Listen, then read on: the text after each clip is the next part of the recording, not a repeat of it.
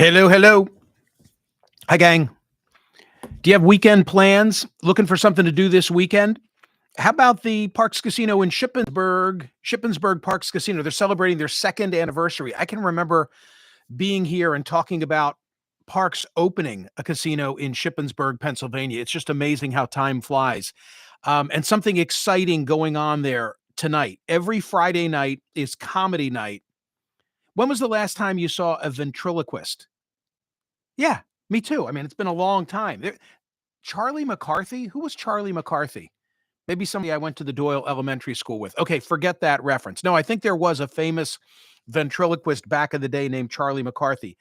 But Gemini Lombardi is going to headline tonight. And you can wager and watch all your favorite sports in the Bet Parks kiosks in the Side Pocket and enjoy the Side Pocket Stadium menu all weekend long. Parks Casino, Shippensburg, 500 state-of-the-art slot machines, 48 live dealer electronic table games featuring blackjack and roulette. Close if you're in Hagerstown, Maryland, Winchester, Virginia, Chambersburg, PA, Martinsburg, West Virginia, and many, many more. Make this the weekend that you take the drive to Shippensburg, PA, in central Pennsylvania, not too far from Harrisburg. Get in on all the action. Parks Casino Shippensburg, located off Interstate 81. ParksCasino.com. This is how you win. You've got to be 21. Gambling problem, call 1-800-GAMBLER. So I'm really excited about the commentary that I have written for my program tomorrow on CNN. I did it last night. There may or may not have been a Manhattan involved, hoping that for the second week in a row, that gave me the added insight that I need for expressing myself well. I was very happy with last Saturday's commentary on CNN, and I'm excited about this one. I'm just fingers crossed, hoping that it's not a big news day. And I bring this up because it kind of relates to the poll question of the day today at Smerconish.com, where I'm asking, do you agree with Gavin Newsom that the participation of trans athletes in women's sports is deeply unfair? He did a podcast with Charlie Kirk. I guess I should say he just launched a podcast and had Charlie Kirk, known for his association with all things MAGA, as his initial guest. Newsom says, he wants to understand the MAGA psyche. And I've listened to the podcast, and we'll play some of the podcast on radio today. And I mean, we can talk about Gavin Newsom's motivation. I think I understand it. I think that Gavin Newsom doesn't want to be perceived as the California liberal because he's got his eyes set on 2028, probably would have taken a shot in this last cycle had President Biden stepped aside sooner. But Newsom, he's a smart guy, politically speaking, and he knows that Democrats have a problem in that they are at odds with a majority of Americans on any number of issues, including this one. It was so effective. If you remember the commercial that ran about Kamala Harris is for they, them, Donald Trump is for you. I think I've said that clearly. And they also ran that ad, in NFL football games. So they were reaching a targeted audience in doing so. And the podcast that Newsom did is one where, he wanted a break point. He wanted a break point from the LA Times. California Governor Gavin Newsom, an outspoken champion of LGBTQ plus rights. By the way, I'll stop there and say, you remember it was Newsom as the San Francisco mayor, as a matter of fact, at a time when he would have been married to Kimberly Guilfoyle, who was marrying same-sex couples. Today, for a big city mayor to be blessing a same-sex union, that's nothing. But when he did it, it was a big, big deal. Anyway, back to the LA Times. California Governor Gavin Newsom, an outspoken champion of LGBTQ plus rights since he was mayor of San Francisco, called transgender athletes' participation in women's sports deeply unfair in his new podcast, splitting from his party on an issue that Republicans capitalized on in the presidential election. He made the comments during the premiere episode of his new show, The Gavin Newsom Program, in which he sat down for a 70-minute conversation with conservative commentator Charlie Kirk, a loyal supporter of President Trump. Kirk raised the issue of transgender athletes as one of many areas where Democrats were out of touch with most Americans and said it's unfair to allow people born as biological men to compete against women. And then Newsom said, and there's much more to the conversation than just this soundbite, but this is sort of the predicate for the poll question. The issue of fairness is completely legit. So I completely align with you, and we've got to own that. So what do I think? I think the same thing that I've believed for the last 4 or 5 years. I can remember hosting CNN programs in the pandemic era where this had just become a thing. And I have to say the Leah Thomas case at the University of Pennsylvania was one that I think was pivotal in forming people's opinions, because Leah Thomas was a mediocre swimmer before transitioning and then became a huge star as a transgendered female. My view has consistently been that I'm for inclusion, but not at the expense of fairness. And in the case of Leah Thomas, it became at the expense of fairness. So that's where I come out on these issues, which, if you listen to the totality of what Gavin Newsom said, I'm in alignment with it. He also makes the point of saying, okay, I want there to be fairness in competition, but I'm paraphrasing and I'll just express it as I would say it myself. But we've got to stop with this demonization of the trans community, of those with gender dysphoria, for whom I have great compassion. And I this is almost going to sound laughable when I say it, but I don't understand why conservatives don't own this issue themselves from a completely different position, which is one of a live and let live mentality. You would think that they would be on the side of those for individual rights. It also reminds me, and this seems so dated now, but before the country had become as welcoming as it is today, of individuals, regardless of sexuality, trying to make sure that I know how I want to express myself. I just want to make sure that I say all these things clearly. But I've been on radio for long enough to remember when there would be debate, there would be callers who would say that one's sexuality was acquired, meaning that it wasn't innate. I remember these conversations. I'm probably going back 20 years, and I would say my response, among other things, in arguing that it was all hardwired, my response was to reflect on my childhood and to think about kids that I'd grown up with who at the time we didn't know, but later in life recognized that they were gay. And it always made sense in retrospect.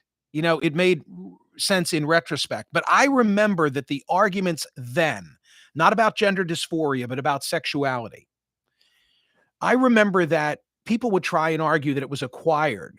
And they would make that argument, I think, realizing that if it were innate, if it were something natural, the way in which you were born, then to be unaccepting, to be discriminatory toward that individual would be no different than being discriminatory towards someone based on their skin color or their eye color, or, fill in the blank. And yet you can't have that, so that they would resist saying that it was innate, and they would say, oh, it's a function of environment. Yeah, that's what I want to say. They would say that it was a function of environment. And there are shades of that in the conversation regarding gender dysphoria. And, I'm only comfortable in talking about this case because she is comfortable publicly talking about this case. But the case of Joe Ellis has really impacted me. And Joe, who used to work with me on my daily newsletter, and the story, given the situation in DC with the Army helicopter, the Black Hawk helicopter colliding with an airplane, and so soon after Joe had written this compassionate essay for Smerconish.com, she gets thrown into the mix in this crazy, totally bogus scenario. People were saying, oh, she must have been the pilot of Black Hawk helicopter, just crazy stuff. But Joe wrote an essay. And I want to just quote from parts of it. She said, and this is published at Smerconish.com. When did we publish this? This was not long ago. I'll figure it out. I don't know. No, that's today's date. I was going to tell you March 7th. Today is March 7th. Anyway, within the last month, I grew up in a religious and conservative house. I was homeschooled all but 2 years of my K through 12 education. I considered myself a conservative until 2016. I'm still religious today. I come from a family of service.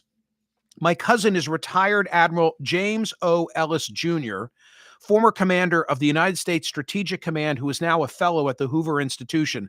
My great uncle served in the Army during World War II in the Battle of the Bulge as a forward artillery observer. My grandfather served in the Navy during World War II, hunting submarines. My older brother served in the Army as an M1 Abrams tank operator in Iraq in 2003. Service is in my blood. I joined the Virginia Army National Guard in 2009 as a 15G helicopter mechanic, deployed to Iraq. For Operation New Dawn in 2011, earned the Air Medal for serving as a helicopter door gunner, served in reserve operations in Guatemala for Operation Beyond the Horizon, deployed to Kuwait in 2016 for Operation Inherent Resolve, completed my BA in International Relations while deployed to Kuwait. Okay, so Joe has served her country. I've had symptoms of what I now know to be gender dysphoria since I was 5 years old. I learned early to hide these symptoms from my family because I thought they meant I was a bad person. This led to healthy and not so healthy coping mechanisms. I thought that if I could just be more religious, more successful, more manly, that I would cure my condition. Got married, bought a house, helped raise a stepdaughter, played drums in the church band, adopted a dog, all the things I believed a good man should do. And I really wanted to do those things, but I also secretly hoped it would fix me. It didn't work. And then she goes on to tell the story of coming to terms with this and her transition and her being welcomed by the colleagues in the Virginia National Guard. And now she's being drummed out of serving her country by the Trump administration. I think it's horrible. So what am I trying to say? I listened to the podcast of what Governor Newsom had to say, and he makes sense to me. There's a balancing act here. Okay. I want to be fair and respectful and welcoming of Joe Ellis. Joe Ellis ought to be able to serve her country. It's horrible what's being done to Joe Ellis and others like her. And at the same time, maintaining some level of fairness when it comes to athletics. And I think you can do both. I think we can walk and chew gum at the same time. And every outcome might not be pleasing to everybody. But there's a middle and kind ground here. There's a middle and kind ground here. And that's where I want to be. And it might be hard to find in some circumstances, but I think I know it when I see it. Gender dysphoria is real. Do you know someone with gender dysphoria? Gender dysphoria is in the DSM. You know, it's a recognized, what's the word that I would want to use? I don't know. Situation, condition. It's a reality. It's a reality. And to be mean-spirited toward someone with gender dysphoria is no different than to be mean-spirited towards someone because of their race or their gender or their lack of hair or their eye color or anything else that was not our choice. It's the hand that we were dealt. That's it. So go vote at Smerconish.com. Go vote at Smerconish.com. Like and subscribe, please, even if you disagree with what I say. And by the way, I can't see all the comments because they're all flying by. I hope nobody's nasty when you talk about a subject like this, because that's not why I'm here, and that's not what I want this forum to be. So if I go back and I read that somebody's commenting inappropriately, that I don't know what I'm going to do. Take measures, you know. No, be kind. Be kind. Like and subscribe. Set yourself up for notifications. Please plan to join me on Tuesday at 7 p.m. for the debut of the Mingle movie. you'll just go to Smerconish.com and it will be via YouTube. But go to Smerconish.com where we're going to make it nice and easy. And then post-release at about 8:15 Eastern time, I'll be there to respond to your questions. I'm really excited about it. It's a message that I'm eager for you to see and hopefully to share. I can tell you right now, the ask is going to be, did you like what you saw? Do you think there's value in it? Would you kindly share it with somebody else? Okay. Have a wonderful weekend. Thank you for joining me today, and go vote at Smerconish.com on the Gavin Newsom statement. See ya.